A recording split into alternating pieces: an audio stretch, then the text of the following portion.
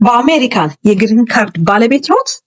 ወደ አሜሪካ ከማንኛውም ሀገር ማንኛውንም የቪዛ አይነት ይዘው ወደ አሜሪካ ለመምጣት ወይም ለመጓዝ አስበዋል? እንግዲያውስ ይህ ቪዲዮ ለርሶ ነው። እንደ አውሮፓ አቆጣጠር ከዲሴምበር 26 2025 ወይም እንደ ኢትዮጵያ አቆጣጠር ከታህሳስ 17 2018 ዓመተ ምህረት ጀምሮ አሜሪካ በድንበር መቆጣጠሪያ ስርዓቷ ውስጥ ትልቅ ለውጥ ታደርጋለች። የዩኤስኤ ዲፓርትመንት ኦፍ ሆምላንድ ሴኩሪቲ ወደ ዩናይትድ ስቴትስ ለሚገቡ በድንበር መግቢያዎች ላይ የባዮሜትሪክ ክትትልና የፊት መለያ ወይም ፌሻል ሪኮግኒሽን ቴክኖሎጂ እንደ አውሮፓ አቆጣጠር ከዲሴምበር 26 2025 ወይም እንደ ኢትዮጵያ አቆጣጠር ደግሞ ከታህሳስ 17 2018 ዓ.ም ጀምሮ ተግባራዊ የሚደረግ መሆኑን አስታውቋል። በዚህ ዙሪያ ሌሎችም ዝርዝር መረጃዎች በተለይም የግሪን ካርድ ያላቸውን በተመለከተ የወጡትን አዳዲስ ደንቦች በዚህ ቪዲዮ ውስጥ ተካተው ከኛ ጋር ሲቆዩ ሁሉንም መረጃ ፍንትው አድርገው በዝርዝር ይረዱታል። ይህ የሙከራ ፕሮግራም አይደለም። ይህ አማራጭ አይደለም። በሚሊዮን የሚቆጠሩ ተጓዦችን ይነካል። ይህ ህግ ደግሞ የሚመለከታቸው ግሪን ካርድ ያላቸውን ስደተኞችን፣ ጎብኚዎችን፣ ቪዛ ያላቸው መሆኑን ያስታወቀ ሲሆን ይህ ደንብ የአሜሪካ ዜጎችን አይመለከትም። ክፍል 1 በዚህ ደንብ ምን ተፈጻሚ ይሆናል ወይም ምን ይተገበራል? የዲፓርትመንት ኦፍ ሆምላንድ ሴኩሪቲ በዩኤስ ከስተምስ ኤንድ ቦርደር ፕሮቴክሽን በኩል የባዮሜትሪክ የመግቢያና የመውጫ ፕሮግራምን የማስፋፋት ደንብ አጠናቋል።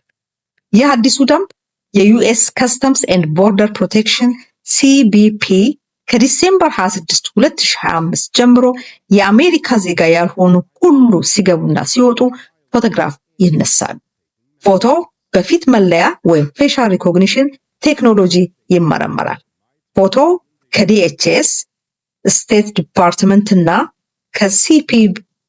ከሲቢፒ ዳታቤዞች ጋር ይነጻጸራል። ይህ ሲስተም ማንነትን፣ መነሻውንና የቪዛ ተገዥነትን ያረጋግጣል። ይህ ደንብ ህጋዊነቱ የሚተገበርበት ቦታ በአየር ማረፊያዎች፣ በባህር ወደቦች፣ በመሬት ድንበሮች ላይ ሁሉ ይተገበራል። ሲስተሙ በሲቢፒኤስ ትራቨለር ማረጋገጫ አገልግሎት ስር ይሰራል። ይህም ኢቪኤስ ወይም ትራቨለር ቬሪፊኬሽን ሰርቪስ በመባል ይታወቃል። ፎቶ አልነሳም ማለት ወይም እምቢ ማለት ወደ አሜሪካ መግባት ወይም መውጣትን የሚያስከለክል ጥፋት ሊሆን ይችላል። ክፍል 2 ይህ ደንብ ማንን ያካትታል? የማያካትተውስ ማንን ነው? የግሪን ካርድ ባለቤቶች ወይም ሎፉል ፐርማነንት ሬዚደንትስ፣ የቪዛ ባለቤቶች፣ ቱሪስት፣ ተማሪ፣ ሰራተኞች፣ ጥገኝነት የጠየቁና ስደተኞች፣ እድሜያቸው 14 እና ከዛ በላይ የሆኑ ብዙ ዲፕሎማቶችና ሰራተኞቻቸውን ሲሆን የዲፕሎማቶች ጉዳይ ግን ጉዳያቸው አንድ ባንድ የሚታይ ይሆናል። ሙሉ በሙሉ የማይመለከታቸው ደግሞ የአሜሪካ ዜጎችን ብቻ ነው። ሆኖም የአሜሪካ ዜጎች በፈቃደኝነት ፎቶግራፍ ሊነሱ ይችላሉ፣ ነገር ግን እንዲሳተፉ ህጉ አያስገድድም። ክፍል 3 የቀድሞ ደንብና የአሁኑ ደንብ ሲነጻጸር ምን ይመስላል? የቀድሞ ደንብ እስከ ዲሴምበር 26 ድረስ የሚሰራው ማለት ነው። ፎቶ የሚነሳ ብዙውን ጊዜ ተጓዦች ወደ አሜሪካ ሲገቡ ብቻ ነበር። የግሪን ካርድ ባለቤቶች ደግሞ ብዙ ጊዜ ይተዋሉ ወይም ፎቶግራፍ ብዙ ጊዜ አይነሱም። የፊት መለያ ቴክኖሎጂ ወይም ፌሻል ሪኮግኒሽን ለሙከራ በጥቂት አየር ማረፊያዎች ብቻ ነበር ሲተገበር የነበረው። ከዲሴምበር 26 2025 በኋላ ወይም ከታህሳስ 17 2018 ጀምሮ ግን ሲገቡም ሆነ ሲወጡ ፎቶ መነሳት ግዴታ ነው። የግሪን ካርድ ባለቤቶችም ተካተዋል። በሀገር አቀፍ ደረጃ አፈጻጸም በአውሮፕላን ማረፊያዎች፣ በባህር ወደቦችና በመሬት ድንበሮች ሁሉ ህጉ ተፈጻሚ ይሆናል። ከዳታው የሚወሰደው መረጃ ዲኤችኤስ ባዮሜትሪክ ሲስተም ውስጥ የተማከለ ነው። ቁልፍ ነጥቦች። ቁልፉ ነጥብ በዚህ ደንብ ውስጥ የግሪን ካርድ ባለቤቶች በባዮሜትሪክ አሰራር እንደ ጊዜያዊ ጎብኚዎች መቆጠራቸው ነው። ክፍል 4 ለምን ይህ የደንብ ለውጥ አስፈለገ? ዲፓርትመንት ኦፍ ሆምላንድ ሴኩሪቲ እንዲህ ይላል። በመንግስት መረጃ መሰረት 42% ያህል ሰነድ አልባ ስደተኞች በህጋዊ መንገድ ገብተው ከተገባቸው ጊዜ በላይ ቆይተዋል። ባዮሜትሪክስ ማን ተመልሶ እንደሄደ ማን እንዳልተመለሰ ለማረጋገጥ ይረዳል። የፊት እይታን ለይቶ በማወቅ የፓስፖርት ማጭበርበርን ይቀንሳል። የድንበር ሂደት ስራን በሚገባ እንዲከናወን ያደርጋል። ይህ ደንብ ተፈጻሚ የሚሆን ሲሆን ተፈጻሚነቱ ደግሞ ግድ ነው። ክፍል 5 የግል መብትና የሲቪል ነፃነት ጉዳዮችን የሚከታተሉ ድርጅቶችስ በዚህ ጉዳይ ላይ ምን አሉ? የመብት አስጠባቂ ድርጅቶች ይህንን ደንብ በስጋት ይመለከቱታል። እንደ ACLU እና ኤሌክትሮኒክስ ፍሮንቲየር ፋውንዴሽን ያሉ የሲቪል መብት ቡድኖች የዚህን ደንብ መስፋፋት አጥብቀው ይቃወማሉ። ስጋቶቹ የሚከተሉትን ያካትታሉ። የባዮሜትሪክ መረጃን የረጅም ጊዜ ማከማቸት ወይም ለብዙ ጊዜ ማስቀመጥ፣ አንዳንድ ማህበረሰቦች ላይ በተለይም በዘርና በቀለም እንዲሁም በሴቶች ላይ ከፍ ያለ የፊት መለያ ወይም ፌሻል ሪኮግኒሽን ስህተትን ያመጣል ብለው በጥርጣሬ ያዩታል። ደንቡን ከአይስ FBI እና ሌሎች ኤጀንሲዎች ጋር መረጃ መጋራት ይህንንም በጣም በጥርጣሬ ይመለከቱታል። ዜጋ ላልሆኑ ሰዎች ደግሞ ግልጽ የሆነ የስረዛ ጊዜ ባለመኖሩ ይህም አንዱ ምክንያት ነው። በDHS ወይም ዲፓርትመንት ሆምላንድ ሴኩሪቲ በኩል ደግሞ የጊዜ ገደቡን በተመለከተ ይህ ደንብ ተቀምጧል። የአሜሪካ ዜጋ ፎቶዎች በ12 ሰዓታት ውስጥ ይሰረዛሉ ወይም ዲሊት ይደረጋሉ። ዜጋ ያልሆኑ ሰዎች ፎቶዎች ግን እስከ 75 ዓመት ሊቀመጡ ይችላሉ። ይህም ማለት የአንድ ሰው ሙሉ ህይወት እንደማለት ነው። ክፍል 6 ለግሪን ካርድ እና ቪዛ ባለቤቶች ምን ማድረግ አለባቸው? ይህንን ልብ ብላችሁ እንድታዳምጡ ይፈልጋሉ። በተለይ የግሪን ካርድ ባለቤት የሆናችሁ ከአሜሪካ ከመውጣቱ በፊት ከጉዞ በፊት ምን አይነት መረጃዎችና ሰነዶችን ማዘጋጀት እንዳለቦትና ከእርሶ ጋር ከአሜሪካ ወደ ማንኛውም ሀገር ሲሄዱ እነዚህ ሰነዶች ይዘው ከእርሶ ጋር መሄድ ይገባዎታል። ፓስፖርትና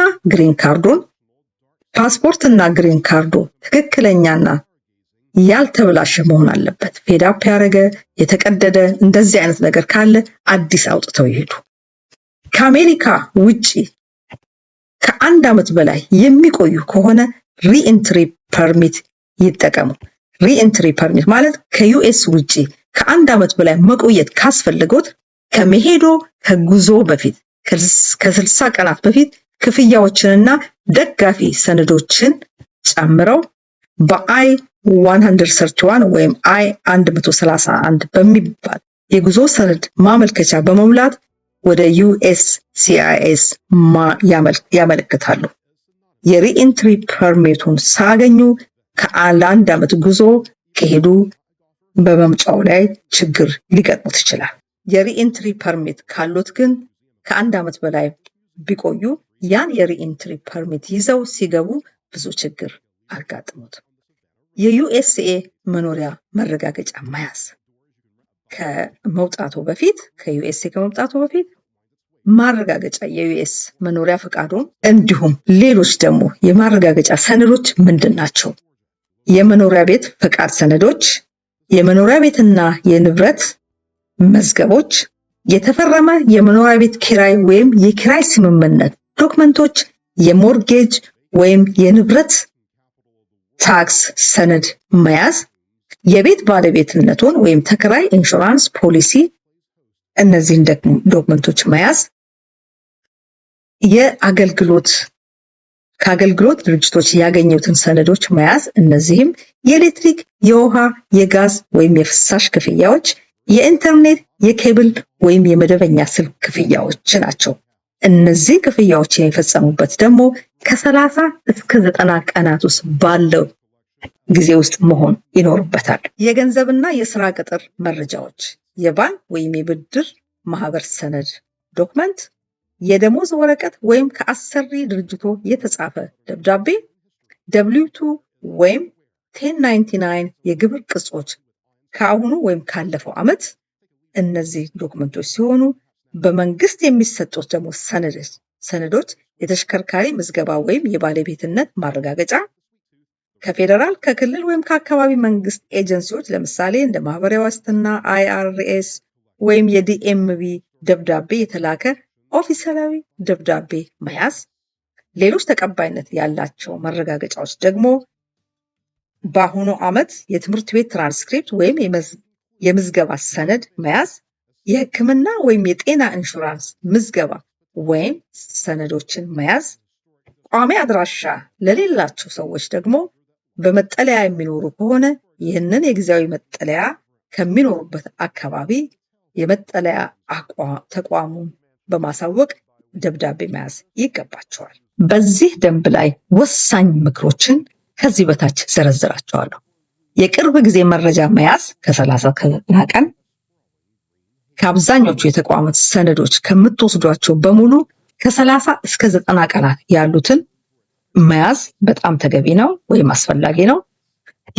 ከተለያዩ ምንጮች ሰነዶችን መያዝ፣ ለምሳሌ ከባንክ እና ከአገልግሎት ሰጪ ድርጅቶች። ከሁለት ባንክ ብትይዙ ያ ተቀባይነት አይኖረውም። ከአንድ ባንክ አንድ ሰነድ ካሉት የውሃ ክፍያን ይህን የኤሌክትሪክ ይህን የመሳሰለ ደግሞ ከዛ ደግሞ ሌላ ተጨማሪ ሰነድ መያዝ ይገባውታል ማለት ነው። ሪል አይዲ ኮምፕላያንስ እውነተኛ መታወቂያ የሚባለውን ወይ ደግሞ ይሄ በቅርብ ጊዜ ኮከብ ያለበትን እሱን መታወቂያ ደግሞ ይዘው መሄዱ ይገባዋታል። ቀደም ብለው የያዙት መታወቂያ ወይም የቆየ ከሆነ እሱን ቀይረው በአዲሱ ቀይረው መሄድ በጣም አስፈላጊ ነው። በስልኮ ላይ ወይም ደግሞ በፎቶግራፍ ይዘው ቢሄዱ ተቀባይነት ስለማይኖረው እውነተኛ መታወቂያውን ይዘው መሄድ ይገባውታል። ለአካል መጠን ያልደረሱ ልጆች ከ21 ዓመት በታች የሆኑ አመልካቾቻቸው ብዙውን ጊዜ በወላጅ ወይም በሞግዚቶቻቸው አማካኝነት ሰነዶችን መጠቀም ይችላሉ፣ እንደ የልደት የምስክር ወረቀት የመሳሰሉት።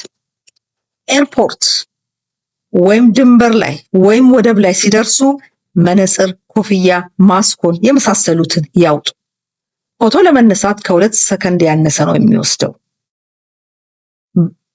መነጽር፣ ኮፍያ፣ የመሳሰሉትን በማድረግ የባዮሜትሪክ አለመመሳሰል ወይም ደግሞ ሁለተኛ ደረጃ ምርመራ ስለሚያስነሳቦት ይህንን በጥንቃቄ ፎቶግራፉን ያርጉት ማለት ነው። የእርሶን ደግሞ I-94 ሰነድ የተሰጡትን በሚገባት በትክክል መጻፉን ያረጋግጡ። ስህተት ያለበት ሰነድ ካሉት በDHS ትሪፕ በኩል ሪፖርት አድርገው ይህንን ትክክለኛውን ሰነድ ማግኘት ይችላሉ። የግል የጉዞ ማስታወሻዎችን ደግሞ የያዙ በሄዱበት ቦታ የግል የት እንደሄዱ ይህን በተመለከተ ምክንያቱም አንዳንድ ጥያቄ ቢመጣ ያንን እርሶ ከማስታወሻ አውጥተው ለመግለጽ ይችላሉ ማለት ነው።